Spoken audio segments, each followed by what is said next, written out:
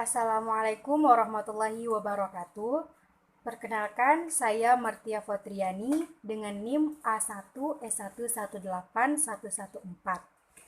Video ini saya buat untuk memenuhi tugas mata kuliah Strategi Belajar Mengajar yang diampu oleh Bapak Dr. Handes Suparjo Herlambang MPD dan Ibu Hera Wahyuni SPD MPD. Dalam video ini, saya akan menjelaskan materi mata pelajaran Bahasa Indonesia dengan tema yaitu membahas tentang majas. Media yang saya gunakan di sini adalah karton. Jadi, langsung saja kita bahas materi tentang majas. Majas adalah gaya bahasa yang digunakan penulis untuk menyampaikan sebuah pesan secara imajinatif dan kias.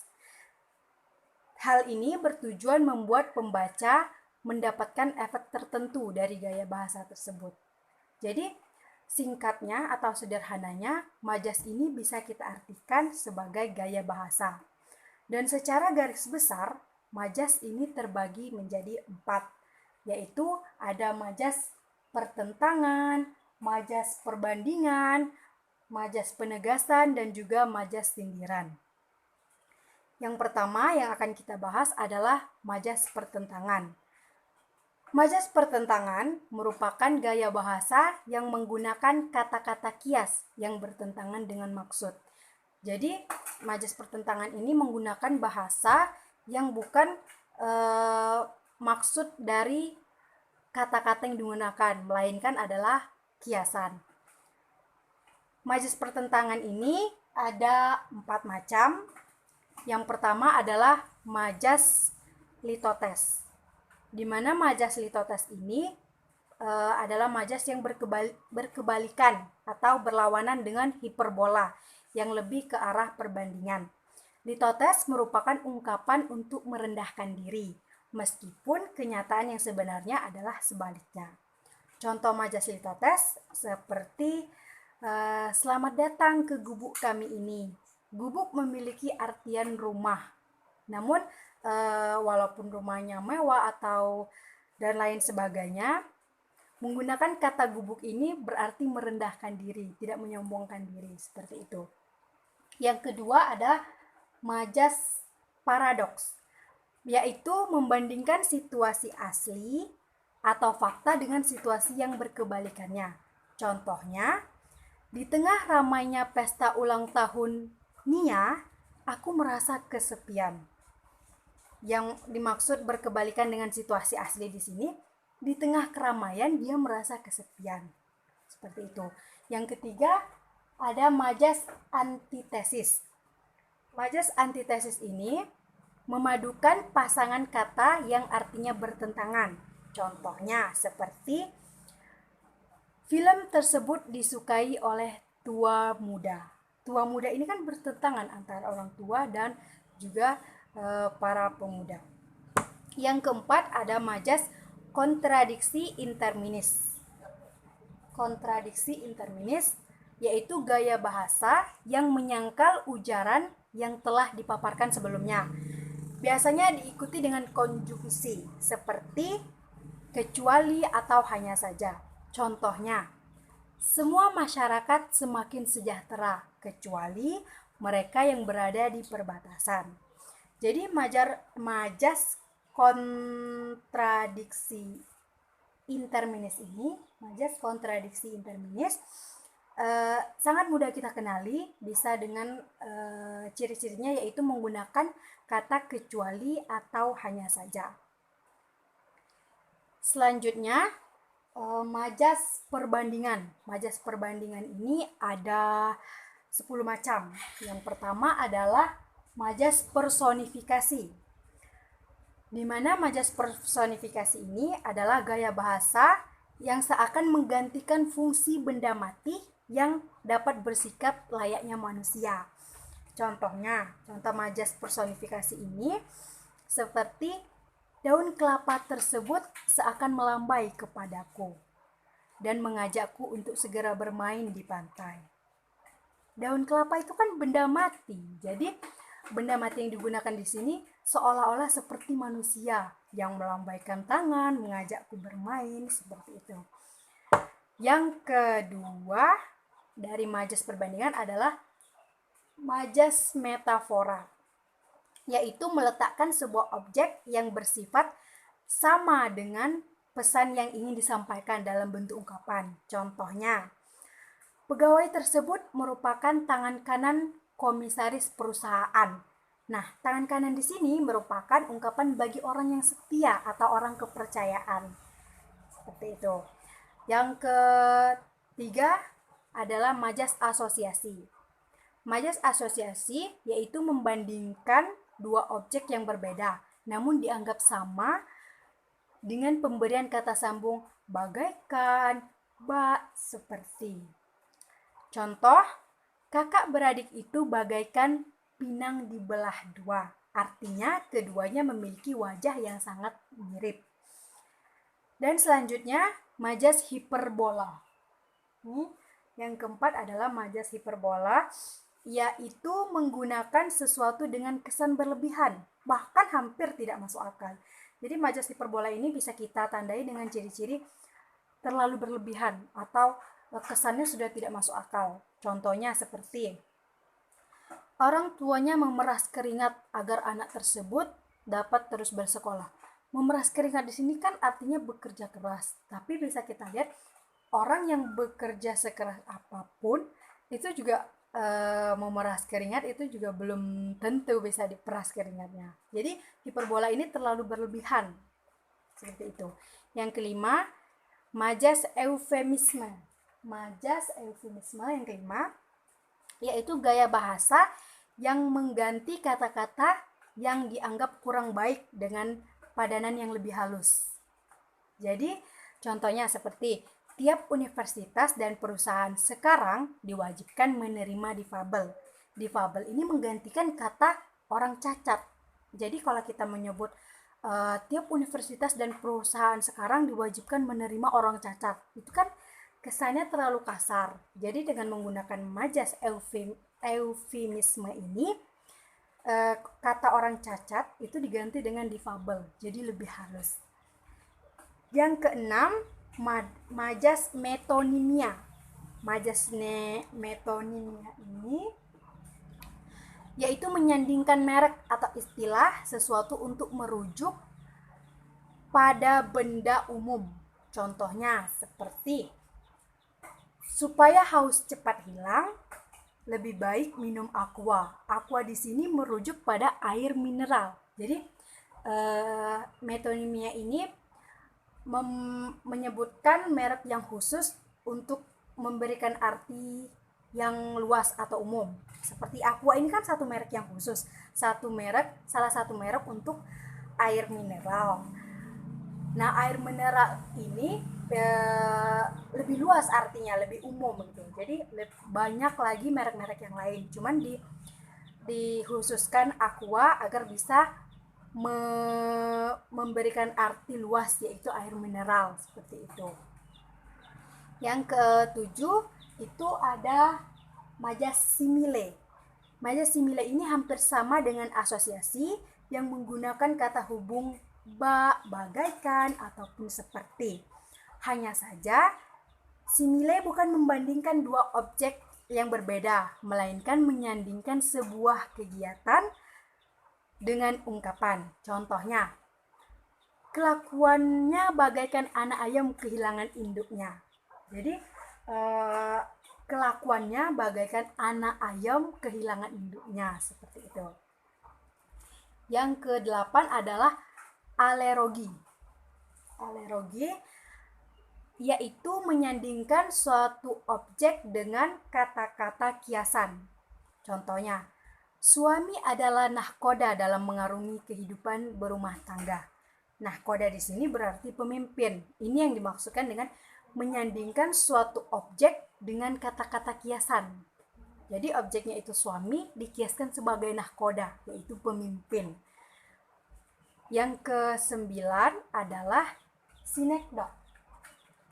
Nah, gaya bahasa sinekdok ini terbagi menjadi dua, yaitu sinekdok pars pro toto, dan sinekdoche totem pro parte.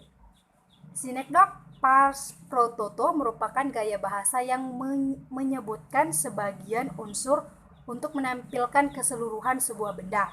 Sementara itu, sinekdoche totem pro parte adalah kebalikannya, yakni gaya bahasa yang menampilkan keseluruhan untuk merujuk pada sebagian benda atau situasi.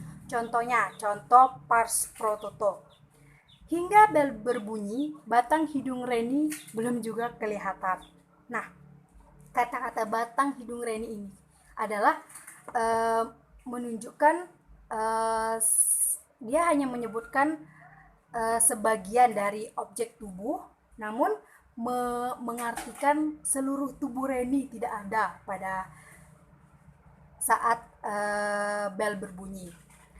Dan contoh totem pro parte, Indonesia berhasil menjuarai All England hingga 8 kali berturut-turut. Ini kan luas ya Indonesia, padahal yang menjuaranya itu hanya 1 orang. Seperti itu. Yang terakhir dalam majas perbandingan itu adalah majas simbolik. Majas simbolik ini gaya bahasa yang membandingkan manusia dengan sikap makhluk hidup lainnya dalam ungkapan. Contohnya, seperti perempuan itu memang jinak-jinak merpati. Jadi, perempuan itu dengan sikap pemalunya, dengan sikap sikap pemalunya itu diartikan jinak-jinak merpati, seperti burung merpati. Oke, selanjutnya majas penegasan. Majas penegasan ini ada 7 macam, di mana majas ini merupakan jenis gaya bahasa yang bertujuan meningkatkan pengaruh kepada pembaca agar menyetujui sebuah ujaran ataupun kejadian. Yang pertama itu ada majas pleonasme. Jadi majas pleonasme ini menggunakan kata-kata yang bermakna sama sehingga terkesan tidak efektif, namun memang sengaja untuk menegaskan satu hal. Contohnya, ia masuk dalam ruangan tersebut dengan wajah sumringah. Seperti itu. Yang kedua adalah majas repetisi. Gaya bahasa ini mengulang kata-kata dalam sebuah kalimat. Contoh, dia pelakunya, dia pencurinya, dia yang mengambil kalungku. Jadi dia menegaskan itu. Dia yang mengambil kalungku, dia itu pelakunya, dia pencurinya, seperti itu. Jadi mengulang kata-kata dalam sebuah kalimat. Itu contoh majas repetisi. Yang ketiga ada majas retorika. Majas retorika ini memberikan penegasan dalam bentuk kalimat tanya yang tidak perlu dijawab. Jadi contohnya seperti, kapan pernah terjadi harga barang kebutuhan pokok turun dan pada saat menjelang hari raya? Itu kan pertanyaan yang tidak perlu dijawab, tapi ditegaskan bahwa kebutuhan pokok itu tidak pernah turun apalagi menjelang hari raya. Seperti itu. Yang keempat dalam majas penegasan ini adalah majas klimaks, yaitu mengurutkan sesuatu dari tingkatan rendah ke tinggi. Contohnya, bayi, anak kecil, remaja, orang dewasa, hingga orang tua seharusnya memiliki asuransi kesehatan. Jadi klimaks ini paling salah satu majas yang mudah dipahami, yaitu mengurutkan sesuatu tingkatan dari yang terendah hingga yang tertinggi. Yang kelima itu ada anti klimaks, berkebalikan dengan klimaks. Jadi gaya bahasa untuk anti klimaks menegaskan sesuatu dengan mengurutkan suatu tingkat dari tinggi ke rendah. Kalau tadi klimaks dari rendah ke tinggi, kalau anti klimaks itu dari tinggi ke rendah. Contohnya, masyarakat perkotaan, perdesaan, hingga yang tinggal di dusun seharusnya sadar akan kearifan lokalnya masing-masing. Jadi kebalikannya klimaks dan anti klimaks ini. Selanjutnya itu ada majas paralelisme. Paralelisme ini biasanya terdapat dalam puisi, yakni mengulang-ulang sebuah kata dalam berbagai definisi yang berbeda. Jika pengulangannya ada di awal, disebut sebagai anafora. Namun jika kata yang diulang di bagian akhir kalimat disebut sebagai epifora. Contoh majas. Kasih itu sabar, kasih itu lemah lembut, kasih itu memaafkan. Seperti itu. Yang terakhir dalam majas penegasan ini adalah majas tautologi, di mana majas tautologi ini menggunakan kata-kata bersinonim untuk menegaskan sebuah kondisi atau ujaran. Contohnya, hidup akan terasa tentram, damai, dan bahagia jika semua anggota keluarga saling menyayangi. Seperti itu. Oke, kita masuk kepada pembahasan yang terakhir, yaitu tentang majas sindiran. Majas sindiran ini ada 3 macam: majas ironi, sinisme, dan sarkasme. Yang pertama itu majas ironi. Sebelumnya, majas sindiran itu merupakan kata-kata kias yang memang tujuannya untuk menyindir. Seperti itu. Yang pertama, majas ironi, yaitu menggunakan kata-kata yang bertentangan dengan fakta yang ada. Contohnya, rapi sekali kamarmu sampai sulit untuk mencari bagian kasur yang bisa ditiduri. Maksudnya di sini kan menyindir dengan halus. Rapi sekali kamarmu, padahal kamar itu sangat berantakan sehingga sulit untuk mencari kasur yang bisa ditiduri. Yang kedua, dalam majas sindiran ini ada sinisme, yaitu menyampaikan sindiran secara langsung. Jadi kalau ironi tadi menggunakan kata-kata yang bertentangan, artinya sindirannya bisa dikatakan sindiran halus. Kalau majas sinisme ini langsung gitu. Nah, contohnya, suaramu keras sekali sampai telingaku berdenging dan sakit. Itu udah sindirannya langsung gitu, tidak ada diperhalus, sindiran halus itu tidak ada. Dan yang terakhir adalah sarkasme. Ini dalam majas sindiran itu ada terakhir majas sarkasme, yaitu menyampaikan sindiran secara kasar. Kalau tadi ironi dengan halus, sinisme apa adanya, sarkasme ini dengan kasar. Contohnya seperti kamu hanya sampah masyarakat, tahu? Itu kasar ya. Jadi kita bisa membedakan majas sindiran ini dengan mudah, yaitu ada 3 macam: ironi, sinisme, dan sarkasme. Ironi ini sindiran halus, sinisme ini apa adanya, jadi menyampaikan sindiran apa adanya, dan sarkasme ini menyampaikan sindiran kasar, jadi sangat kasar, seperti itu. Baiklah, sekian video dari saya, pembahasan tentang majas. Semoga bermanfaat. Saya akhiri. Wassalamualaikum warahmatullahi wabarakatuh. Terima kasih.